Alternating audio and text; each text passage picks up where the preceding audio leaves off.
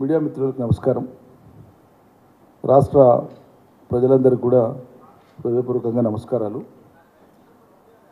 నిన్ననే ముగిసినటువంటి రాష్ట్ర శాసనసభ సమావేశాలు రాష్ట్ర ప్రజలందరూ చూస్తున్నారు. మీడియా విఘ్నులు మేధావులందరూ కూడా గమనించినారు. ఈ తొలి సమావేశాలు రాష్ట్ర ప్రభుత్వం నిర్వహించినటువంటివి విపక్షాల మీద, గత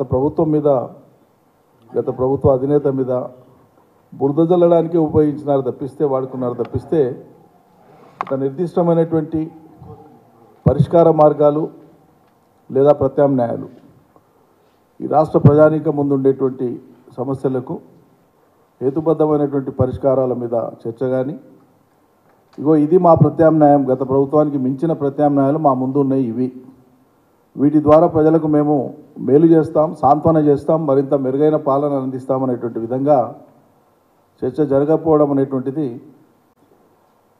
విచారించదగినటువంటి విషయం. అంతేగాక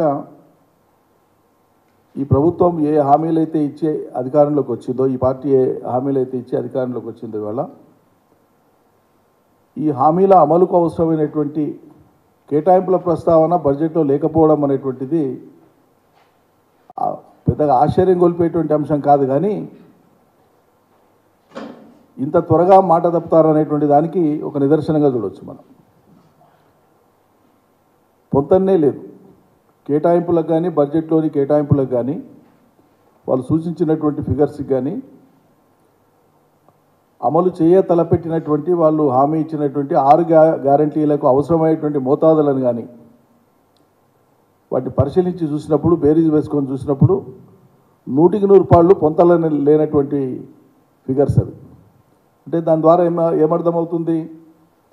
100 రోజుల్లోపే 72 రోజులకే ఈ గ్యారంటీలను మేము అమలు చేయలేమని చెప్పి పరోక్షంగా బడ్జెట్ కేటాయింపుల ద్వారా ఈ రాష్ట్ర ప్రభుత్వం తెలియజెప్పింది ప్రజలకు. ఇది అంగీకరించి తీరాలి ముమ్మాటికి వారు. ఇటు నుంచి అటు తిప్పి, అటు నుంచి ఇటు తిప్పి చర్చ అంతా కూడా గత ప్రభుత్వం మీద, గత ప్రభుత్వం పనితీరు ఇది అని చెప్పి అనేక కాంపోనెంట్స్ ఉండేటువంటి కాళేశ్వరం ప్రాజెక్టులో ఒక మేడిగడ్డ బ్యారేజ్ దగ్గర ఒక 2-3 చోట్ల వచ్చినటువంటి పగుళ్లను భూతద్దంలో పెట్టి చూపించి మొత్తం గత ప్రభుత్వ 9.5 ఏళ్ల పరిపాలన తీరుకు, ప్రభుత్వ తీరుకు, పనితీరుకు ఇదే నిదర్శనం అన్నట్లు బురదల్లి చూపించి ప్రజల అటెన్షన్ని డైవర్ట్ చేయడానికి రాష్ట్ర శాసనసభ సమావేశాలను వాడుకున్నట్లుగా కనిపిస్తూ ఉంది. అయినా సరే సిద్దిపేట శాసనసభ్యులు, పూర్వపు సహచార మంత్రివర్యులు శ్రీ హరీష్ రావు గారు గత ప్రభుత్వ కాలంలో జరిగిన పనులను కానీ, ఈ ప్రభుత్వం అమలు తలపెట్టినటువంటి పనుల విషయంలో కానీ, శాసనసభలో వారు ఎత్తినటువంటి అంశాలు, ధీటుగా ఎదుర్కొన్నటువంటి తీరు, సమాధానాలు ఇచ్చినటువంటి తీరుకు ఆయన మాట్లాడుతుంటే అడుగడుగున అడ్డుపడి ఏ శాఖ మంత్రి ఏ సమాధానం చెప్పాలనో కాకుండా ఒకటి మాట్లాడుతుంటే ఇంకో శాఖ మంత్రి లేచి మాట్లాడతారు. ఒకరు కాదు, ఇద్దరు కాదు, ముఖ్యమంత్రులు సహా 6 మంత్రులు ఏకకాలంలో మా హరీష్ రావు గారిని ఎదుర్కోవడానికి కసరత్తు చేసినారు శాసనసభలో. అది ప్రజలంతా కూడా చూసినారు. ఎక్కడైనా ఒక చర్చ జరుగుతుంటే ఏం జరుగుతుంది? ఆ సంబంధిత సభ్యుల ప్రశ్నకో లేకుంటే వారు లేవనెత్తినటువంటి అంశానికో ప్రభుత్వపరమైనటువంటి వివరణ ఇస్తూనే ఇంకేదైనా అంశం తేటతెల్లం చేయదలుచుకుంటే, ప్రజలకు ఇంకా వివరణాత్మకంగా చెప్పదలుచుకుంటే చెప్తారు సంబంధిత శాఖ మంత్రి. అది సరిపోలేదనుకుంటే సాక్షాత్తు ముఖ్యమంత్రి గారు లేచి చెప్పవచ్చు, ఏ సబ్జెక్ట్ అయినా. ఇది వదిలిపెట్టి, ఈ సాంప్రదాయం వదిలిపెట్టి కొత్తగా సంబంధం లేనటువంటి శాఖలకు సంబంధించినటువంటి మంత్రులు కూడా లేచి ఇరిగేషన్ చర్చ జరుగుతుంటే హరీష్ రావు మీద ఏకకాలంలో 5-6 మంత్రులు ఒంటికాల మీద లేచి నిలబడి ఇంటరప్ట్ చేసి మాట్లాడుతూ ఉంటారు. శాసనసభ యొక్క హుందాతనాన్ని, సాంప్రదాయాన్ని కాపాడేటువంటి విషయంలో వారు ఎట్లా వ్యవహరించింది అనేది వారే ఒకసారి మళ్ళీ పునఃసమీక్ష చేసుకుంటే మంచిదని చెప్పి మేము భావిస్తున్నాం. అంతకు మించి ఆ సభల తీరు మీద ఎక్కువ మాట్లాడడం సబబు కాదనుకుంటూ, ఇవాళ మనం చూడాల్సింది ఒకటే, ఈ పొంతన లేని విధంగా వచ్చినటువంటి ఈ బడ్జెట్ కేటాయింపుల మూలంగా ఏం జరగనున్నది రేపు. ఎందుకంటే 15 మాసాల కింద హిమాచల్ ప్రదేశ్లో 10 గ్యారంటీలు ఇచ్చి అధికారంలోకి వచ్చింది కాంగ్రెస్ పార్టీ. ఒక 8 మాసాల కింద 5 గ్యారంటీలు ఇచ్చి కర్ణాటకలో అధికారంలోకి వచ్చింది కాంగ్రెస్ పార్టీ. 72 రోజుల క్రితం 6 గ్యారంటీలు ఇచ్చి తెలంగాణలో అధికారంలోకి వచ్చింది కాంగ్రెస్ పార్టీ. హిమాచల్ నుంచి మొదలు పెడితే 15, ఇప్పుడంటే ఇక్కడ ఇంకా మేము చెప్పిన 3 నెలలు కాలేదు కదా అంటారు. మరి హిమాచల్ ప్రదేశ్లో 15 మాసాలు అయింది అధికారంలోకి వచ్చి. మీరు ఇచ్చినటువంటి 10 హామీలు అమలు అయితలేవు అని చెప్పి హిమాచల్ ప్రదేశ్లో అక్కడ ఉండేటువంటి విపక్ష పార్టీ బీజేపీ వాళ్ళు ఆందోళన చేస్తున్నారు. ఇది హిమాచల్ ప్రదేశ్లో జరుగుతున్నటువంటి ప్రత్యక్షంగా ప్రజలు సరే రోడ్ల మీదకి వచ్చారు. అక్కడ ఉండేటువంటి ప్రతిపక్ష పార్టీ బీజేపీ వాళ్ళు ఆందోళన చేస్తుంది కాంగ్రెస్ పార్టీ ఇచ్చినటువంటి 10 హామీలు ఏమైనాయని. అదేవిధంగా కర్ణాటకలో 5 హామీలకు సంబంధించి కూడా అక్కడ బీజేపీ ఆందోళన చేస్తుంది. మంచిదే. దురదృష్టవశాత్తు అదే బీజేపీ మరి ఈ రాష్ట్రంలో తెలంగాణ రాష్ట్రంలో ఈ కాంగ్రెస్ పార్టీ అయినటువంటి విషయాలలో ఎందుకు మాట్లాడతలేదో అర్థం కావట్లేదు. మరి ఇక్కడ కాంగ్రెస్ భారతీయ కాంగ్రెస్ అయిందా లేకుంటే బీజేపీ ఇండియన్ నేషనల్ బీజేపీ అయిందా? ఆ 2 పార్టీల వాళ్ళు ప్రజలకు సమాధానం చెప్పాలి. ఒక్కో రాష్ట్రంలో లాగా ఎట్లా వ్యవహరిస్తారు వీళ్ళు? హామీలు అమలు కాకుండా ప్రజలు వెత్తలు పడుతుంటే ఒక రాష్ట్రంలో మాట్లాడినటువంటి ప్రధాన ప్రతిపక్షంగా ఉన్నటువంటి ఆ రాష్ట్రంలో ప్రధాన ప్రతిపక్ష పార్టీ మరి ఇవాళ ఈ రాష్ట్రంలో ఎందుకు మాట్లాడదు? నోరెందుకు తెరవదు? ఎందుకు ప్రశ్నించరు? ప్రశ్నించకపోగా ముఖ్యమంత్రి గారిని బీఆర్ఎస్ ప్రశ్నిస్తే, బీఆర్ఎస్ పూర్వ మంత్రులు ప్రశ్నిస్తే, కాంగ్రెస్ ప్రభుత్వాన్ని పూర్వపు మంత్రులు కానీ పూర్వ ప్రభుత్వ పెద్దలు కానీ లేకుంటే బీఆర్ఎస్ పార్టీ కానీ ప్రశ్నిస్తే బండి సంజయ్ గారికి నొప్పి అవుతుంది, మరో బీజేపీ నాయకుడికి నొప్పి అవుతుంది. ఇక్కడ వీళ్ళకి ఇచ్చితే వాళ్ళకెందుకు నొప్పి అవుతుందో అర్థం కావట్లేదు. మరి మీరు శరీరాలు వేరు ఆత్మలు వేరు కదా, మీకెందుకు బాధ? ప్రశ్నించాల్సింది మీరు. ఎందుకు ప్రశ్నిస్తలేరు? మేము ప్రశ్నించేటప్పుడు సైద్ధాంతికంగా వేరున్నా పార్టీలు వేరున్నా అంశాలు ఒకటే కదా, ప్రజలవే కదా. ప్రజల అంశాలు ఉన్నప్పుడు మీరు ఎందుకు కలిసి వస్తలేరు? మీరు ఎందుకు మాట్లాడతలేరు? అవును ఇది నిజమే కదా అనేటువంటి మాట మీ నోటి నుంచి ఎందుకు వస్తలేదు? ఒకసారి కూడా రాదు. ఈ వైచిత్రిని, ఈ విపరీతమైనటువంటి ధోరణిని రాష్ట్రంలో ఉండేటువంటి ప్రజానీకం గుర్తించాలి, అదేవిధంగా పరిశీలించాలని చెప్పి నేను విజ్ఞప్తి చేస్తూ ఉన్నా.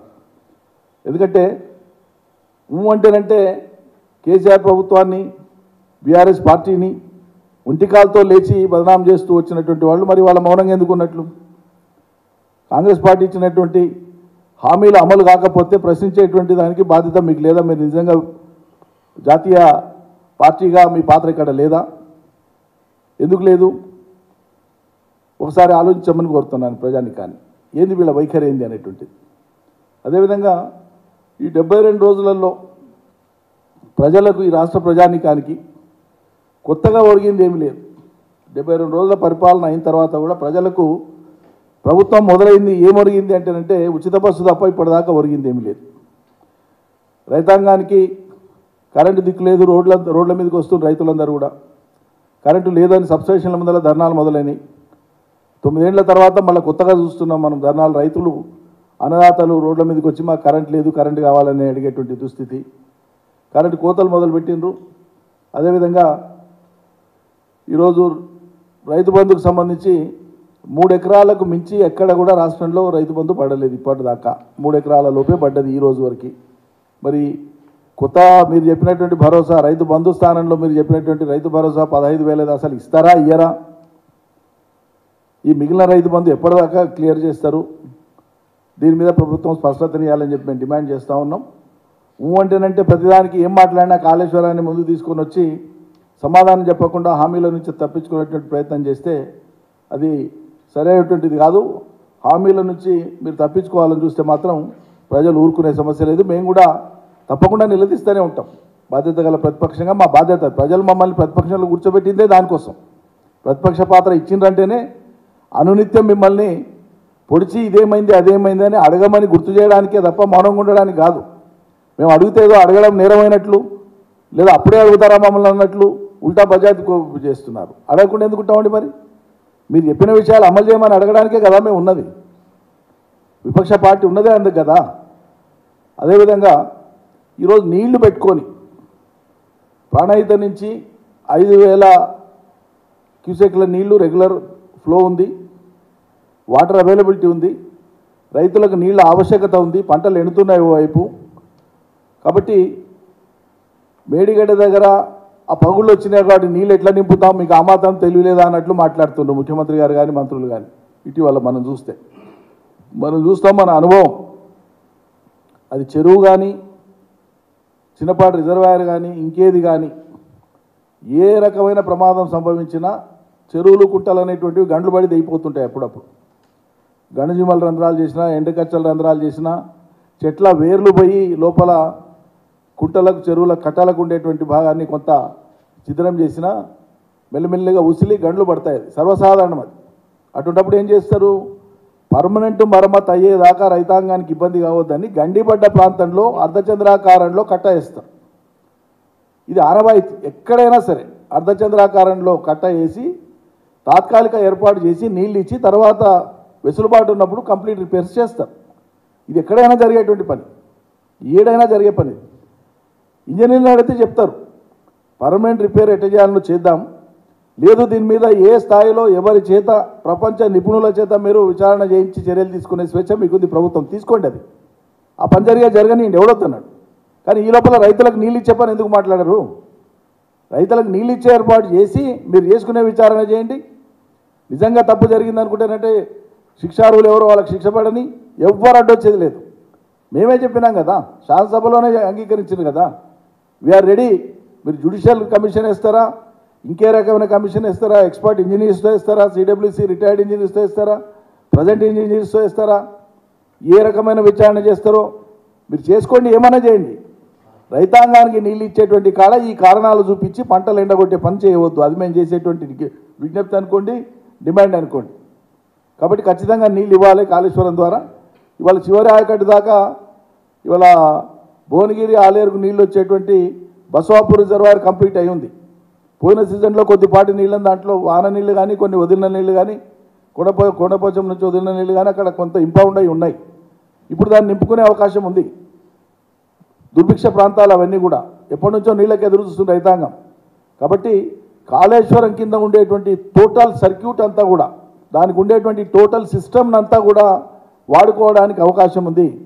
అన్ని రిజర్వాయర్లను వాడుకొని అన్ని కాలువలు, అన్ని టనల్స్ను, అన్ని పంప్ హౌస్లను వాడుకునే వెసులుబాటు ఉంది. ఇప్పుడు ఎంత అవకాశం ఉంటే అంత వాడి ఇవ్వగలిగిన నీళ్ళు ఇప్పుడు ఇచ్చి రేపు వానాకాలానికి సంపూర్ణంగా వాడుకునేటట్లుగా చర్యలు తీసుకోవాలని చెప్పి మేము డిమాండ్ చేస్తూ ఉన్నాం. అదేవిధంగా ఈ కేసీఆర్ కిట్లు కానీ సంక్షేమానికి సంబంధించి న్యూట్రిషన్ కిట్లు కానీ ఇవన్నీ అయిపోయినాయి, ఇస్తలేరు. ఇవి కొనసాగిస్తారా, ఇవ్వరా, ప్రభుత్వం స్పష్టత ఇవ్వాలి. మీరు పేరు మార్చుకుంటారా, అదే పేరుతో ఇస్తారా, అది మీ ఇష్టం. కానీ అందవలసినటువంటిది బాలింతలకు అందవలసినటువంటి కేసీఆర్ కిట్లు కానీ పౌష్టికాహారం కానీ ఇవి ఇస్తారా లేదా వెంటనే స్పష్టత ఇవ్వాలి. దీంతోపాటు మీరు కొత్తగా ఒక మెడికల్ కళాశాల కొడంగల్కి పెడితే మేము హర్షిస్తాం, సంతోషిస్తాం. వెనుకబడిన ప్రాంతం కొడంగల్, అది కొత్తగా పెట్టండి. కానీ ఆలేరులో ఉన్న తీసుకొని పోయి నేను కొడంగల్లో పెడతా అంటే దానికి మీరే కావాలి నా నుంచి ఎత్తుకపోయి పెట్టడానికి? ఈ గొప్పతనానికి మీకు ఈ గొప్పతనానికేనా మీరు ఉన్నది? కొత్త వాటి మంజూరు చేసుకొని పెట్టండి, ఎవరొద్దన్నారు? తప్పకుండా సంతోషిస్తాం. పూర్వ మహబూబ్నగర్ జిల్లాలో అటు కర్ణాటక బార్డర్లో ఉండి వెనుకబాటు గురైంది. ఇప్పుడున్న ముఖ్యమంత్రి గారు సాక్షాత్తు గతంలో 2 సార్లు ఎమ్మెల్యేగా ప్రాతినిధ్యం వహించారు. ఏమన్నాడంటే ఎవరు సహకరించలేని డెవలప్మెంట్ చేయలేప్పుడు అన్నారు. మంచిదే, సంతోషం, ఇప్పుడు అవకాశం వచ్చింది చేయండి, ఎవడొద్దు అన్నాడు. మళ్ళీ ఆలేరులో ఉన్న తీసుకుపోయాడ పెడితే మళ్ళీ ఆలేరు వాళ్ళకి అవసరం లేదా? కాబట్టి ఆ ఆలోచన విరమించి మీరు సొంతంగా అక్కడ మెడికల్ కాలేజ్ కాకపోతే ఇంకా అనేక విద్యా సంస్థలు తీసుకురండి, హర్షిస్తాం, సంతోషిస్తాం. కానీ ఆలేరులో ఉండేటువంటిది మాత్రం షిఫ్ట్ చేయడానికి మేము అంగీకరించాం. అది సరైనది కాదు. ఆలేరు ప్రాంత ప్రజలు వాళ్ళ నోరు కొట్టి తీసుకుపోయి ఇంకోరికి వాళ్ళని ఎవరు కోరుకోరు కదా. అందువల్ల చేతనైతే కొత్త మెడికల్ కళాశాలను కొడంగల్కు మంజూరు చేయాలి, ఉన్నటువంటి దాన్ని షిఫ్ట్ చేయవద్దు. అది మేము డిమాండ్ చేస్తూ ఉన్నాం. అదేవిధంగా మీరందరూ కూడా చూస్తున్నారు, కొన్నిసార్లు కొంచెం ఇబ్బంది అనిపిస్తుంది, బాధ అనిపిస్తుంది. ఏమైనా అనాలంటేనే వాళ్ళు సీనియర్లు ప్రభుత్వంలో ఉన్నారు, మమ్మల్ని అంటారా వీళ్ళు అనే ఒక ఆక్రోశానికి గురవుతారు. కనీసం విషయాలు మాట్లాడేటప్పుడు సభలో కానీ బయట కానీ వాళ్ళు they are representing the government, they are government representatives, ప్రభుత్వ బాధ్యులు వాళ్ళు. సమాజంలో బయట విఘ్నులు ఉంటారు, మీడియా ఉంటుంది, ఆలోచన పరులు ఉంటారు. అంతా ఏమేరు కానీ లోకమే కాదు కదా. ఒక్కొక్క అంశాన్ని పరికించి బేరీజ్ వేసి విశ్లేషణ చేసుకొని ఆలోచించే ప్రజలు ఉంటారు సమాజంలో. ఒక మంత్రి గారు సాక్షాత్తు నీటిపారుదల మంత్రి గారు మాట్లాడతారు. సరళాసాగర్ అని ఉంటుంది వనపర్తి జిల్లాలో, first siphon system in the Asia, మొత్తం ఆసియాలోనే. నేను నిన్న ప్రకటన కూడా విడుదల చేసిన, మీరు కవర్ చేశాను. ఆయన ఏం మాట్లాడతారు, నిజాం కట్టిండని మాట్లాడతారు. నిజాంకు సరళాసాగర్కు సంబంధమే లేదు. ఇంకో విషయం నేను గుర్తు చేస్తున్నాను ఉత్తమ్ కుమార్ రెడ్డి గారికి. ఆయనకు తెలియదు, మర్చిపోయిందా మరి ఎందుకు మాట్లాడిందో తెలియదు. ఎవరి పేరు మీద అయితే ఆ ప్రాజెక్టు కట్టబడిందో సరళమ్మ అని, మా రాయసాబ్ తల్లి ఆమె, వనపర్తి రాజు తల్లి. ఆ సరళమ్మ ఎవరు అంటే నడిగూడెం దొరసాని. నడిగూడెం దొరసాని వాళ్ళు మళ్ళీ ఉత్తమ్ కుమార్ రెడ్డి గారికి బంధువులే. మళ్ళీ బంధుత్వం మర్చిపోయిందా లేకుంటే ఏం మర్చిపోయిందో తెలియదు. కానీ మాట్లాడేటప్పుడు ఓ ప్రాజెక్టు గురించి మాట్లాడేటప్పుడు తెలుసుకొని మాట్లాడాలి కదా. ఎంత తేలికగా మాట్లాడితే ఎట్లా? నిజాం కట్టలే, అది నేను క్లారిఫై చేసినాం. వనపర్తి సంస్థానాధీశులు వాళ్ళ సంస్థాన ఖర్చుతో డబ్బుతో 35 లక్షలతో మొదలు పెడితే తర్వాతి కాలంలో దాన్ని ఆనాటి ఇరిగేషన్ మంత్రి ఆయన జేవి నరసింహరావు గారు తర్వాతి కాలంలో వచ్చి ఆయన దాన్ని ఇనాగ్రేట్ చేసినారు. అంటే ఉమ్మడి ఆంధ్రప్రదేశ్ ప్రభుత్వంలో పూర్తయింది. నిజాంకు సంబంధం లేదు, నిజాం అయిపోయింది అప్పటికే. 48 సెప్టెంబర్కే నిజాం పోయింది కదా. 48 సెప్టెంబర్కే నిజాం పోయినాక నిజాం తర్వాత మొదలైనటువంటి దాన్ని అది వాళ్ళ ఖర్చులతో మొదలుపెట్టింది వాళ్ళు. హైదరాబాద్ రాష్ట్రం ఏర్పడినాక కూడా, ఉమ్మడి ఆంధ్రప్రదేశ్ వచ్చినాక కూడా వాళ్ళ కమిట్మెంట్ అది. మా అమ్మ పేరు మీద మేము కడుతున్నాం అని చెప్పి సైఫోన్ కాలిఫోర్నియా ప్రాంతం నుంచి ఇంజనీర్లను తీసుకొని వచ్చి సర్వే చేయించి కట్టినారు. అది అద్భుతమైన ప్రాజెక్ట్ అది.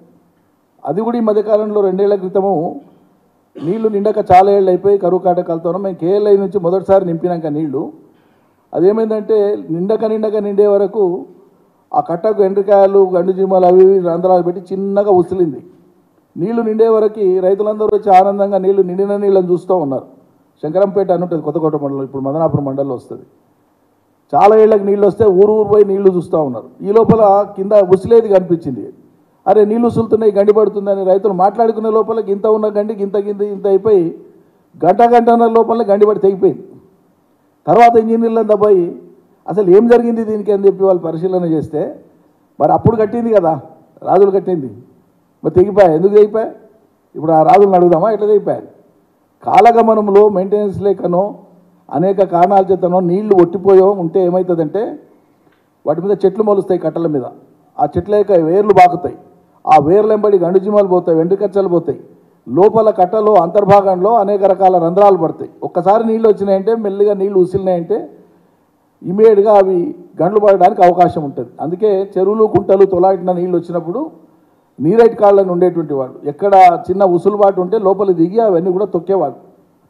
అట్లా ఈ సరళాసాగర్ అనేటువంటిది దాన్ని కూడా అది నిజాములు కట్టింది కాదు అని చెప్పి నేను మనవి చేస్తా ఉన్నా.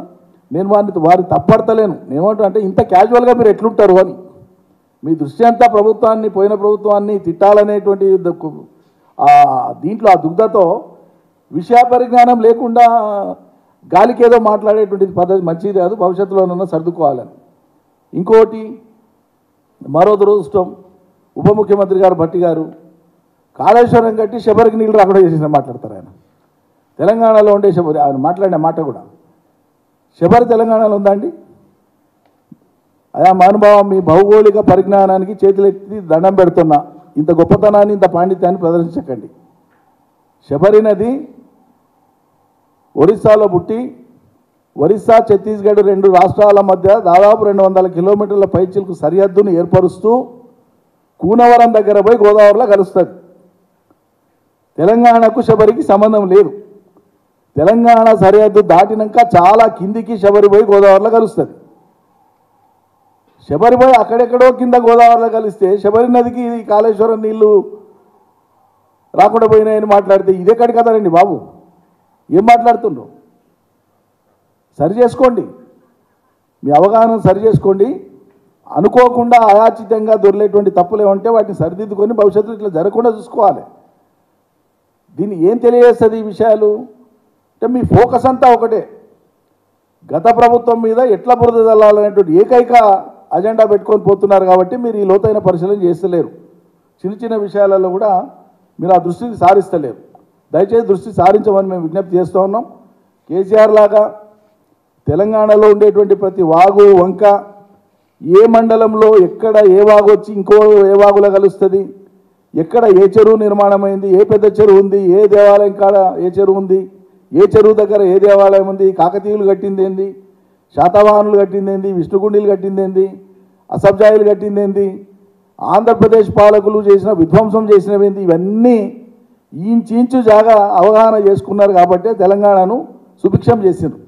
మీరు అది ఓర్వలేక ఇవాళ ఏదో రకంగా మీకు తప్పుడు హామీలతో అధికారం వచ్చిందని దాన్ని నిలబెట్టుకొని ఎట్లా అమలు చేయాలనో ఆ ప్రయత్నం చేయమంటే అమలు చేయలేక వెలకబడుతూ కేసీఆర్ మీద, కేసీఆర్ గత ప్రభుత్వం మీద ఇష్టారాజ్యంగా మాట్లాడేటువంటిది, అదే దోషుల్ని చేసి ఇంకా రేపు కాదు ఎల్లుండే మొత్తం తప్పులు అయిపోయింది, వీళ్ళ కథ అయిపోయింది అన్నట్లుగా ఎగిరెగిరి మాట్లాడుతుండ్రు. ప్రభుత్వం మీ చేతిలో ఉంది. కేంద్ర ప్రభుత్వం కూడా ప్రత్యక్షంగానో పరోక్షంగానో మీకే బాసటగా ఉంది. ఆ పార్టీ పూర్వోపాధ్యక్షులే ఎగిరెగిరి మాట్లాడుతున్నారు. మీకు ఏమైనా నొప్పి అయితే వాళ్ళే బాధపడుతున్నారు పాపం. మరి వాళ్ళు మీరు కలిసి ఏం చేస్తారో చేయండి. We're ready. అమలు గ్యారంటీల అమలు మీద మీరు ప్రజలకు జవాబు చెప్పాల్సి ఉంటుంది, సంజాయిషి ఇవ్వాల్సి ఉంటుంది. ఎప్పటికప్పుడు మేము గుర్తు చేస్తూనే ఉంటాం, అన్నీ గుర్తు చేస్తాం. మంచినీళ్ళు, రైతు బంధు, కరెంటు, పంటల కొనుగోలు, అదేవిధంగా బోనస్, వరి ధాన్యం మీద క్వింటాల్కు బోనస్. ఇక మరీ విచిత్రంగా పోయిన వారం వారి ఫ్రంటల్ ఆర్గనైజేషన్ కిసాన్ సంఘం ఏదైతే ఉంటుందో వాళ్ళ పార్టీకి సంబంధించింది, ఆ పార్టీ నేతలు మాట్లాడుతూ ఎంఎస్పీ రాని సందర్భంలో మాత్రమే మేము ఇస్తామని కొత్త ఇంటర్ప్రిటేషన్ తీసుకొని వస్తారు. అసలు బోనస్ అనేటువంటి మాటకు అర్థమైందండి. బోనస్ అనే మాట ఎప్పుడు వాడతారు? మార్కెట్ ఇంటర్వెన్షన్ వేరు, బోనస్ వేరు. ఎంఎస్పీ లేనప్పుడు కేసీఆర్ ప్రభుత్వం లాగా ఎంఎస్పీకే కొనడం అనేటువంటిది ప్రభుత్వ వైఖరి. ఆనాడు మా ప్రభుత్వ వైఖరి. కేంద్రం ప్రకటించినటువంటి కనీస మద్దతు ధర ప్రతి ధాన్యానికి ఇంత, అంతా ఓపెన్ మార్కెట్లో లేకపోతే ఆ ధరకు రాష్ట్ర ప్రభుత్వమే కొని ఆ తుట్టిని కట్టించింది. దట్ ఈజ్ మార్కెట్ ఇంటర్వెన్షన్ అంటారు దాన్ని, ప్రభుత్వ మార్కెట్ ఇంటర్వెన్షన్ అంటారు. బోనస్ ఎప్పుడంటారు? ఎంఎస్పీ పైన ఇచ్చేటువంటి దాన్ని మాత్రమే బోనస్ అంటారు. తర్వాత మీ ప్రణాళికలో చెప్పారు మీరు, క్వింటాలు ధరకు, క్వింటాల్ అది 2200 అని ఆ రోజు ఎంత ఉంటే అంత ప్రభుత్వం ప్రకటించిన ఎంఎస్పీకి పైన 500 బోనస్ ఇస్తామని మాట్లాడింది మీరు. ఇలా దాని మాట మార్చి ఆ కారణంగా ఎంఎస్పీ ఉంది కాబట్టి మేము ఇవ్వలేదు కాబట్టి అది ఇవ్వాల్సిన అవసరం రాలేదనేటువంటి మాట మాట్లాడుతుండ్రు.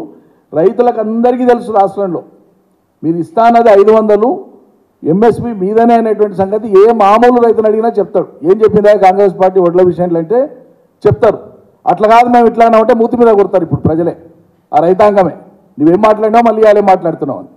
కాబట్టి ప్రజల్ని ఎర్రలు అనుకొని తోచినట్లు, ఎవరికి తోచినట్లు వాళ్ళు స్టేట్మెంట్లు ఇచ్చి గందరగోళానికి గురి చేయకుండా ఖచ్చితంగా మీరు అమలు చేస్తారా చేయరా, మా బాధ్యత మాత్రం ఎప్పటికప్పుడు పొడుస్తూనే ఉంటాం, ప్రజల పక్షాన్ని నిలబడతాం. ఈ హామీల అమలు కాకపోతేనంటే మీకు ప్రజలు ఏ రకంగా ఏ రీతినా ఎప్పుడు ఎట్లా జవాబు చెప్పాలనో అట్లా చెప్పడానికి ప్రజల్ని సన్నద్ధం చేస్తూనే ఉంటాం. Thank you.